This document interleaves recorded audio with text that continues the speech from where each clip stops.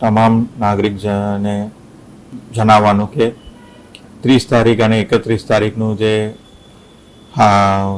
હવા જોરદાર હવા સાથેનું ભારે વરસાદની આગાહી જે આપવામાં આવેલી છે એના તકેદારીના ભાગરૂપે સુરત મહાનગરપાલિકાની ટીમ જિલ્લા કલેક્ટરશ્રી અને પોલીસ કમિશનરશ્રીના કચેરીના સંકલનથી પૂરેપૂરું તૈયારીની સ્થિતિમાં આવી ગઈ છે. તમામ લો લાઇંગ વિસ્તારમાં જે છે આજે તકેદારીના ભાગરૂપે એવેક્યુએશન પણ કરવામાં આવશે અને લોકોને લો લાઇંગ વિસ્તારમાં રહેતા લોકોને સુરક્ષિત જગ્યાએ ખસેડવામાં આવશે. એમને તમામ સુવિધાઓ પણ આપવામાં આવશે. એની સાથે સાથે આ વખતની આગાહીમાં ભારે સ્પીડથી પવન આવવાની પણ શક્યતા છે. તો એના લીધે હોર્ડિંગ્સ અને જે સ્ટ્રક્ચર છે, શેડ છે, એવાને પણ તકેદારીના ભાગરૂપે કઢાવવા માટે ઝુંબેશ અત્યારે ચાલી રહ્યું છે. કન્સ્ટ્રક્શન સાઇટ ઉપર જે તકેદારી કરવાનું છે ત્યાંના વ્યવસ્થાઓ, ત્યાંના મશીનરી છે એને સેફ સ્થિતિમાં લાવવાનું પણ સૂચનાઓ તમામ બિલ્ડર્સને આપવામાં આવેલી છે. એ સિવાય હાઈ માસ્ટ જે લાઇટ્સ છે એને પણ લેવલ ડાઉન કરવા માટેનું પણ એલાયદી સૂચના આપવામાં આવેલી છે. SDRF અને NDRFની ટીમ્સ પણ તૈનાત છે અને આજે બપોર પછી તમામ જે ટીમ્સ છે એમને ફોરવર્ડ ડિપ્લોયમેન્ટ પોઝિશનમાં પણ પહોંચી જશે.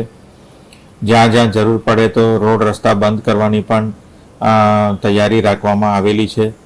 આવી રીતે આ જે અત્યારનું જે આગાહી છે એને સુરક્ષિત રીતે પાર કરવા માટે SMC તંત્ર તરફથી તમામ તૈયારીઓ કરવામાં આવેલી છે. નાગરિકોને ખાસ વિનંતી છે કે તમારા ઘરમાં કોઈ પણ એવા અનસ્ટેબલ સ્ટ્રક્ચર હોય, શેડ હોય, પાતરા હોય, સોલારના પણ પેનલ લાગેલા હોય એને સુરક્ષિત સ્થિતિએ લાવવા માટે ખાસ તમામને અનુરોધ કરું છું.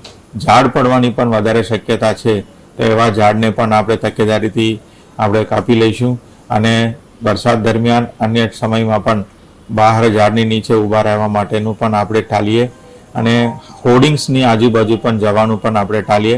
તમામ હોર્ડિંગ્સનું સ્ટ્રક્ચરલ સ્ટ્રેન્થ પણ આપણે ચેક કરી રહ્યા છે. તેમ છતાં તકેદારીના ભાગરૂપે તમામ નાગરિકોને સાવચેતી રાખવા માટે ખાસ વિનંતી કરું છું અને તમારા સહકાર માટે, તમારા સપોર્ટ માટે ટીમ SMC કટિબદ્ધ છે. આજે 30 તારીખ બપોર પછીથી માંડીને 31 તારીખ આખો દિવસ રાત સુધી પણ આમાં આગાહી છે. તો 1 તારીખના સવાર સુધી આપણે એક તકેદારી રાખવાની ખૂબ જરૂર છે. અત્યારે જે ડીપ ડિપ્રેશન જે આવી રહ્યું છે બે ઓફ બેંગાલ તરફથી એ હજી સુધી આપણે બાજુમાં નજીક પહોંચ્યું નથી.